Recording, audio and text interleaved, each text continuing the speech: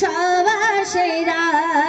অভয়েরে পাবে না তো এদের জোড়া